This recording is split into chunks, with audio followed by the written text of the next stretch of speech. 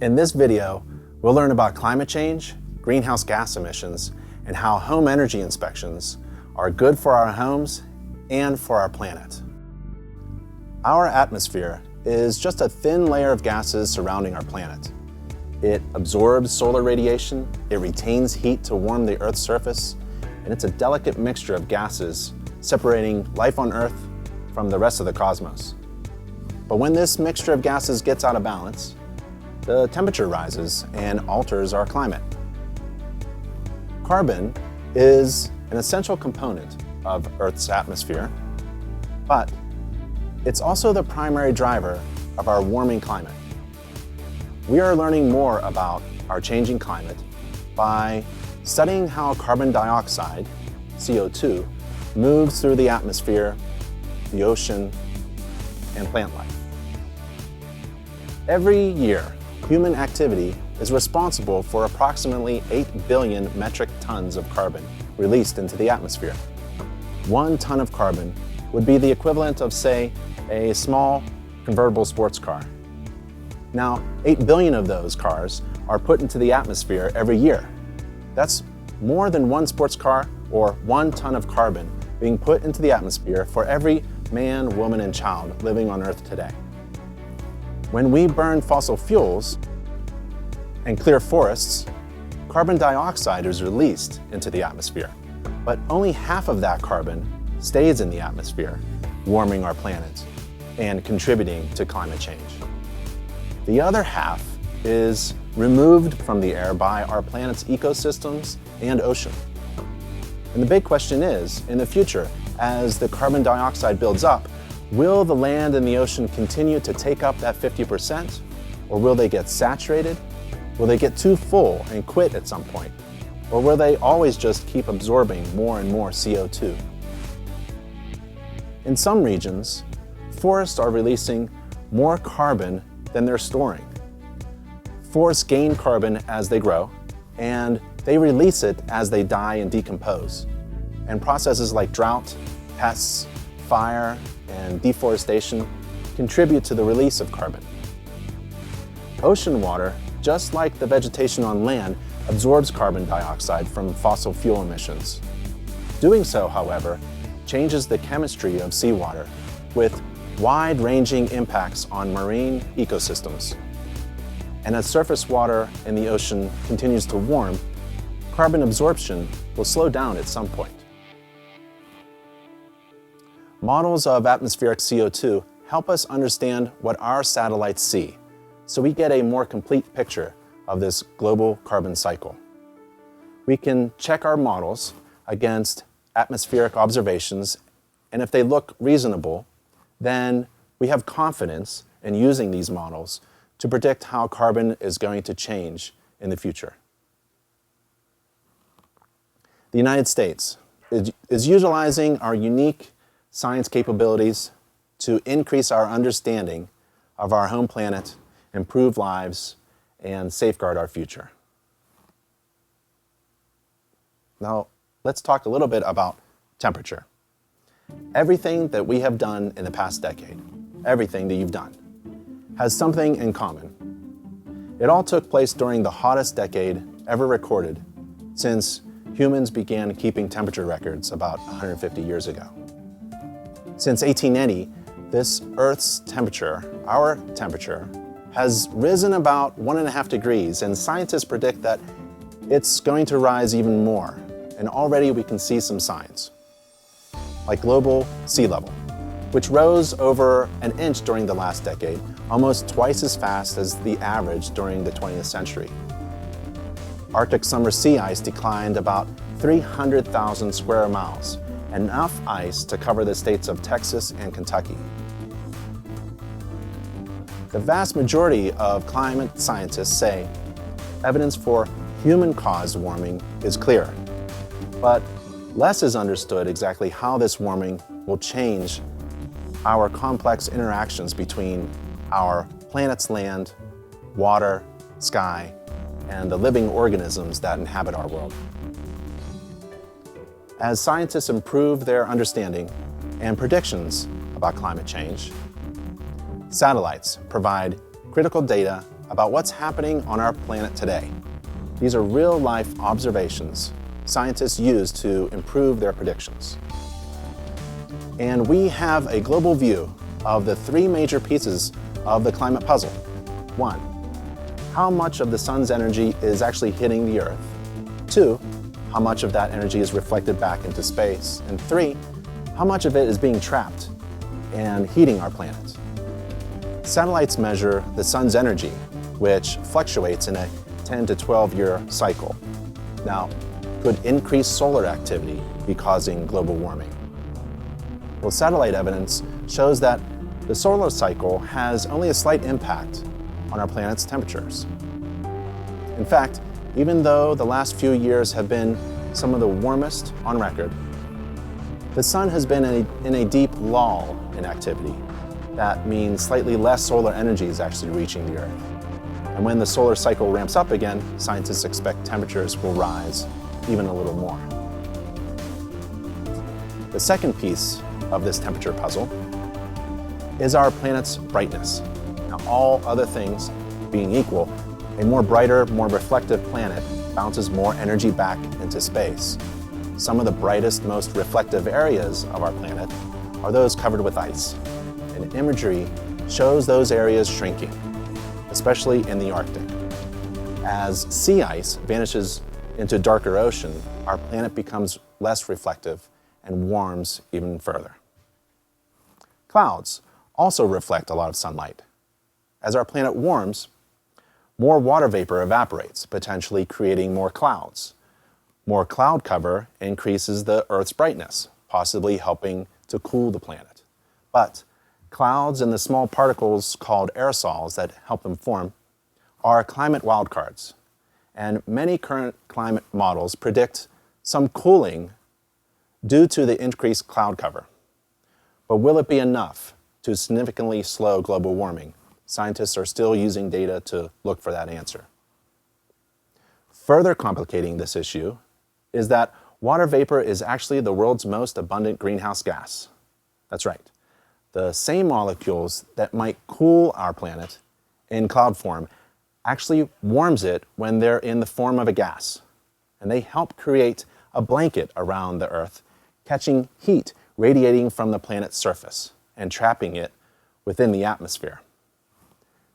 And as the planet warms, more water vapor evaporates from the ocean, creating more of this heat-trapping greenhouse gas. And we humans can't control the amount of water vapor in the air, but we have a much greater impact on the other major greenhouse gases.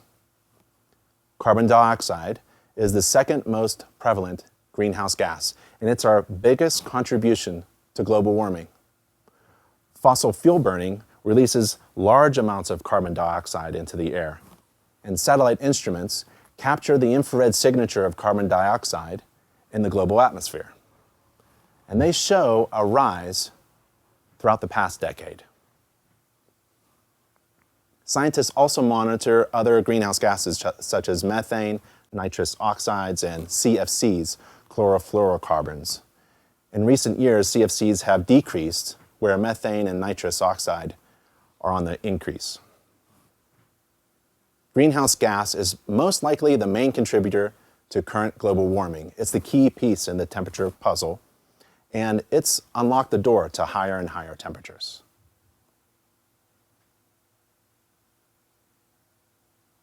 Now, let's take a look at some of the real-life observations as evidence.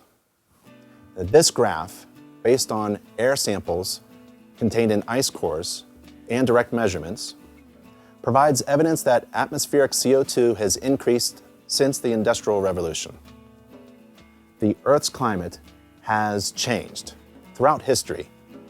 Just in the last 650,000 years, there have been 7 cycles of glacial advance and retreat, with an abrupt end of the last ice age about 7,000 years ago, marking the beginning of our modern climate era and of human civilization. And most of these climate changes are attributed to very small variations in Earth's orbit that change the amount of solar energy our planet receives. The current warming trend is of particular significance because most of it is very likely human-induced, and proceeding at a rate that is unprecedented in the past 1,300 years. Ice cores drawn from Greenland, Antarctica, and tropical mountain glaciers show that Earth's climate responds to changes in greenhouse gas levels. They also show that in the past, large changes in climate have happened very quickly, geologically speaking, in tens of years, not millions or even thousands. Sea level rise. Global sea level rose about 7 inches in the last century, and the rate in the last decade, however, is nearly double that of the last century. Sea level rise is caused primarily by two factors related to global warming. One, the added water from melting land ice, and two, the expansion of seawater as it warms. And this first chart tracks the change in sea level since 1993 as observed by satellites. And the second chart, derived from coastal tide gauge data, show how much sea level changed from about 1870 to 2000. Global temperature rise. All three major global surface temperature reconstructions show that Earth has warmed since 1880. And most of this warming has occurred since the 1970s, with the 20 warmest years having occurred since 1981, and with all of the 10 warmest years occurring in the past 12. Even though the 2000s witnessed a solar output decline, resulting in an unusually deep solar minimum in 2007 and 2009, surface temperatures continue to increase. And this graph illustrates the change in global surface temperature relative to the 1951 to 1980 average temperatures. The 10 warmest years in the 134-year record all have occurred since 2000, with the exception of 1998. And 2014 ranks as the warmest year on record. Now, November 2015, the combined average temperature over global land and ocean surfaces for November 2015 was the highest for that month in the 136-year period of record, at 1.75 degrees Fahrenheit above the 20th century average. This topped the previous record of 2013, and it also marks the 7th consecutive month that a monthly global temperature record has been broken. This video time series shows the 5-year average variation of global surface temperatures from 1884 to 2014. The dark blue color indicates cooler than average areas, and the dark red indicates areas warmer than average. Warming oceans. The oceans have absorbed much of this increased heat that we're talking about, with the top 2,300 feet of the ocean water warming up about 1/3 of a degree Fahrenheit since 1969. Glacial retreat.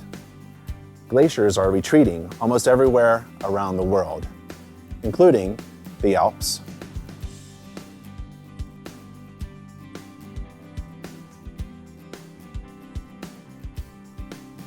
Himalayas,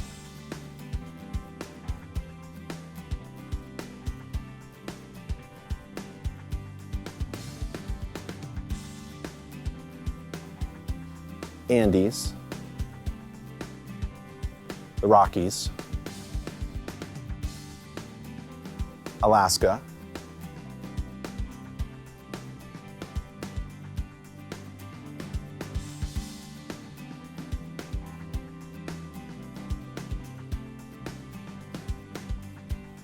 and Africa. Shrinking ice sheets. Data from satellites show that the land ice sheets in both Antarctica and Greenland are losing mass. The continent of Antarctica has been losing about 134 billion metric tons of ice per year since 2002. And Antarctica has lost about 36 cubic miles of ice between 2002 and 2005. And Greenland's ice sheet has been losing an estimated almost 300 billion metric tons per year. Greenland lost 36 to 60 cubic miles of ice per year between 2002 in 2006. Both the extent and thickness of Arctic sea ice has declined rapidly over the last several decades. Arctic sea ice reaches its minimum each September. So September Arctic sea ice is now declining at a rate of about 13% per decade, relative to the 1981-2010 average. And this graph shows the average monthly Arctic sea ice extent in September since 1979, derived from our satellite observations. The 2012 sea ice extent is the lowest in the satellite record. Extreme weather events. The number of record high temperature events in the United States has been increasing, while the number of record low temperature events have been decreasing since 1950. The United States has also witnessed increasing numbers of intense rainfall events. Ocean acidification. Since the beginning of the Industrial Revolution, the acidity of surface ocean waters has increased about 30%, and this increase is the result of humans emitting more carbon dioxide into the atmosphere, and hence more being absorbed into the oceans. The amount of carbon dioxide absorbed by the upper layer of the oceans is increasing by about 2 billion tons per year. Climate change alters ocean chemistry, leading to ocean acidification. Much of the carbon dioxide that enters the atmosphere dissolves into the ocean. In fact, the oceans have absorbed about 1/3 of the carbon dioxide produced from human activities since 1800, and about half of the carbon dioxide produced by burning fossil fuels. And as carbon dioxide in the ocean increases, ocean pH decreases or becomes more acidic, and this is called ocean acidification. With ocean acidification, corals cannot absorb the calcium carbonate they need to maintain their skeletons, and the stony skeletons that support corals and reefs will dissolve. The ocean's pH from 8.179 to a current pH of 8.069 means the ocean is about 30% more acidic now than it was in 1751. And if nothing is done to reduce the carbon dioxide emissions into the atmosphere, ocean acidification will increase and more corals will be damaged or destroyed. Decreased snow cover. Satellite observations reveal that the amount of spring snow covering the northern hemisphere has decreased over the past 5 decades, and that the snow is melting earlier.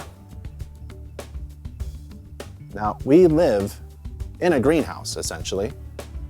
Life on Earth depends on energy coming from the sun. About half of the light reaching the Earth's atmosphere passes through the air and clouds to our surface, where it's absorbed and then radiated upward in the form of infrared heat.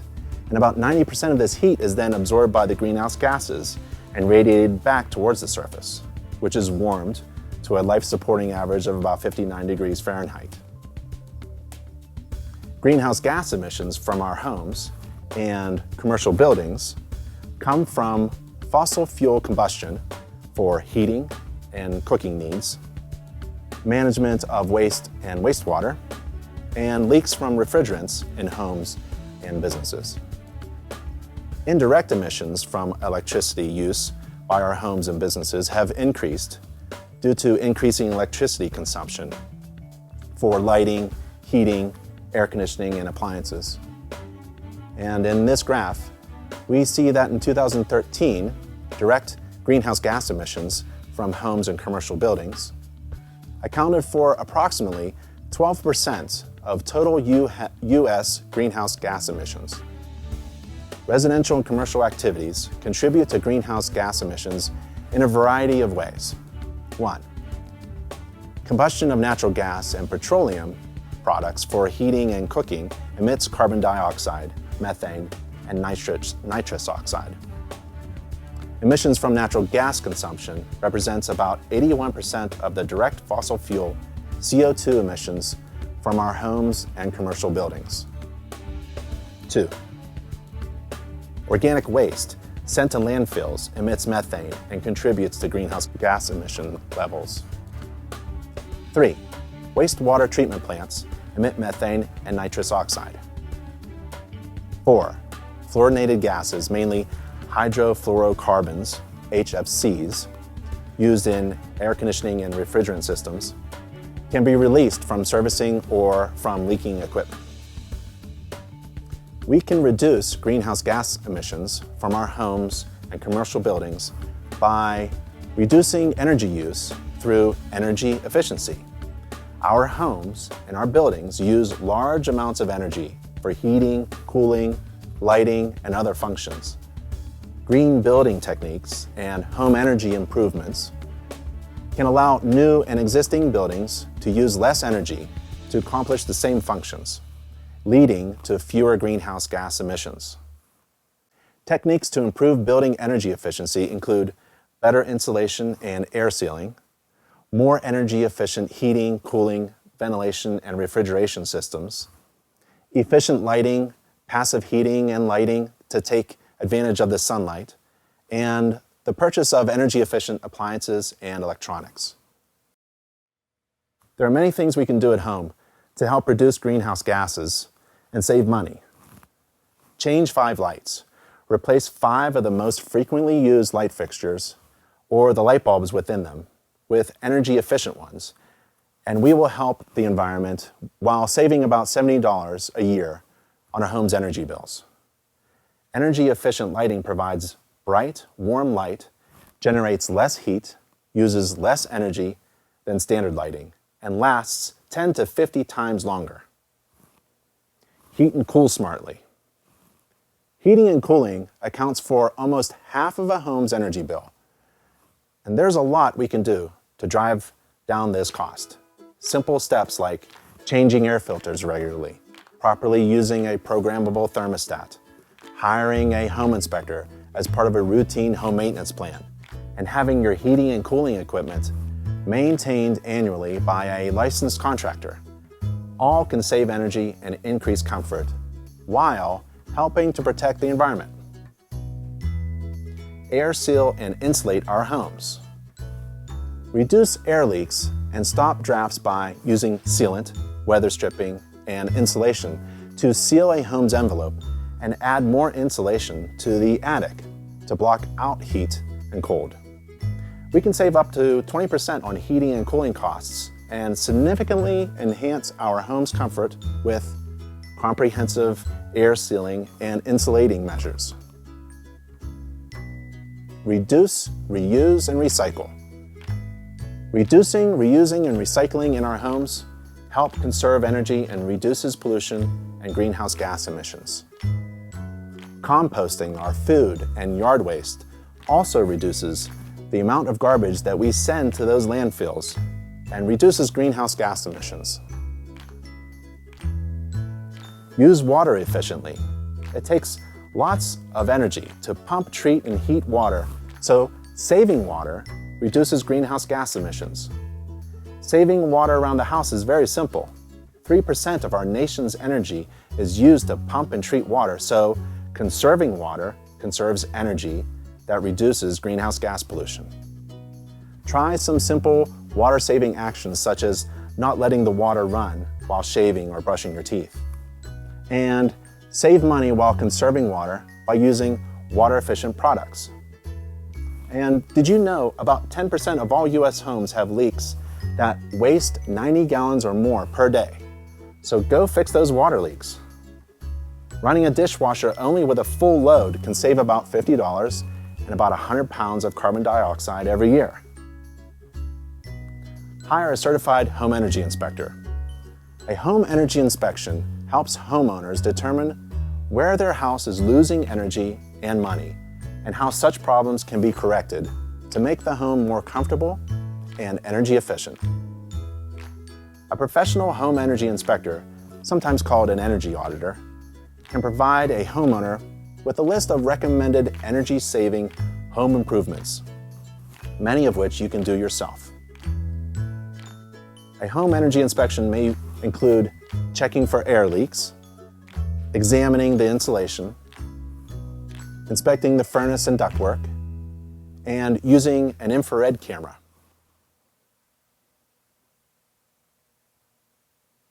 A home that leaks energy costs a lot of money to operate. So how do you stop it from leaking and wasting energy?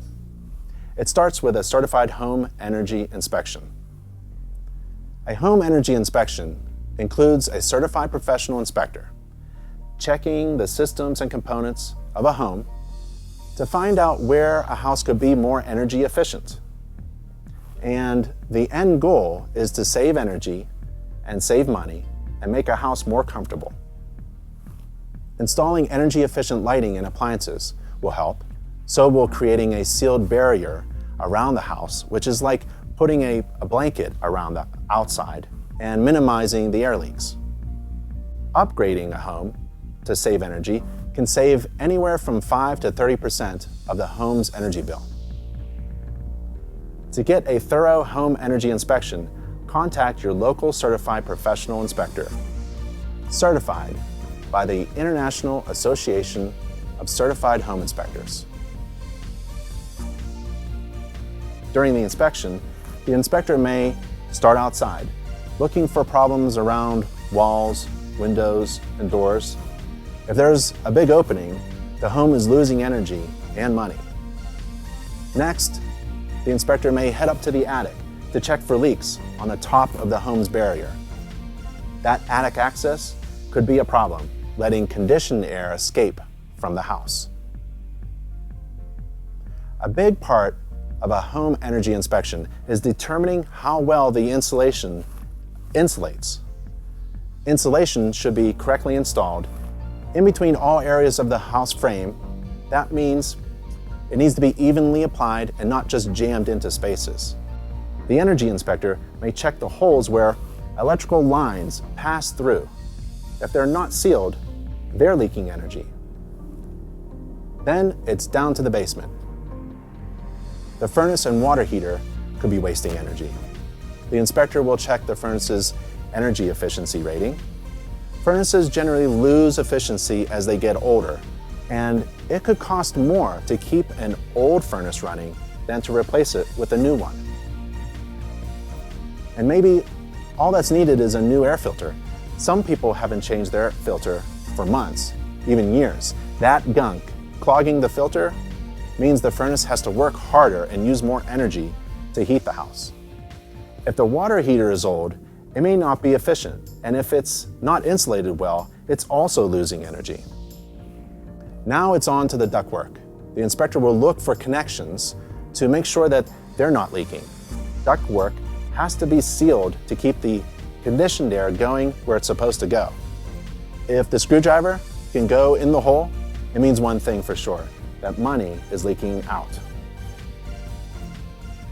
The inspector may close all the windows and doors and anything else that lets outside air in, and then turn on exhaust fans to depressurize the home. And the idea is to suck air out of the house, allowing outside air to leak into the home through openings. And with the windows and doors closed and a fan running, air leakage may be indicated using an infrared camera. In the winter, the inspector may scan the interior of the home looking for cold air coming in. And here, the darker the color, the worse it is. These black spots mean big air leakage. So, a certified home energy inspection can reveal the ways that energy escapes a home, which costs a homeowner money. The home energy inspection report will provide the homeowner a list of home energy improvements that are most energy efficient and cost effective. Just like a home is a system of interdependent parts, where one part may affect many others, the Earth too is a system. And Earth system science is the study of how scientific data stemming from various fields of research, such as the atmosphere, the ocean, land ice, and others, fit together to form the current picture of our changing climate. Climate change is one of the most complex issues facing us today.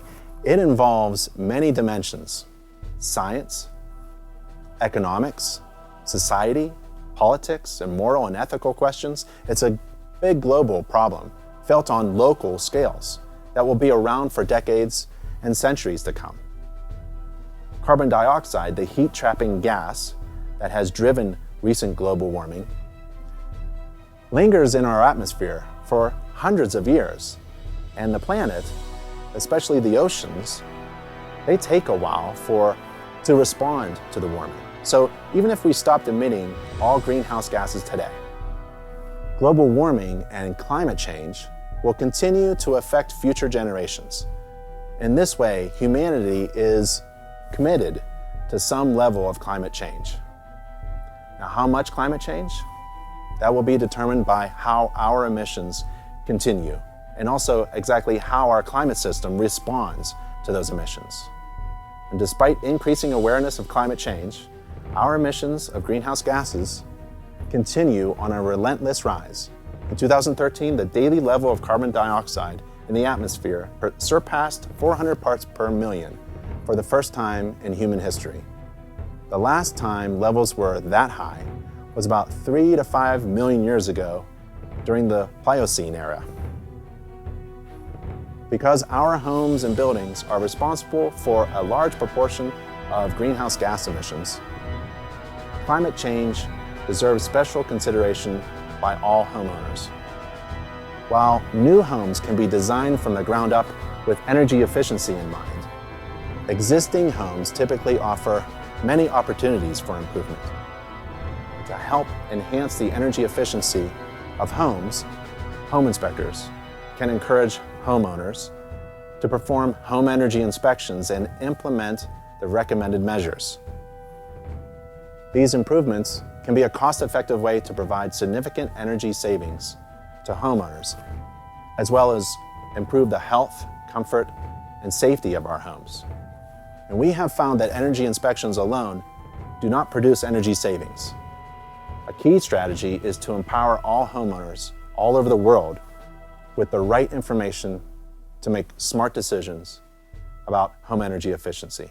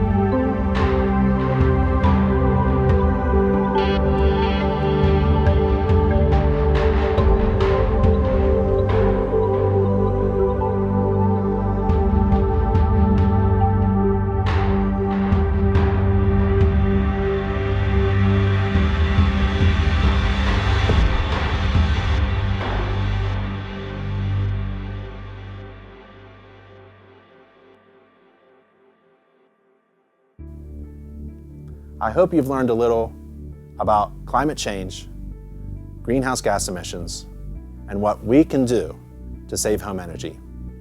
Tell family and friends that energy efficiency is good for their homes and for our planet. Find a local certified home inspector. Visit inspectorseek.com.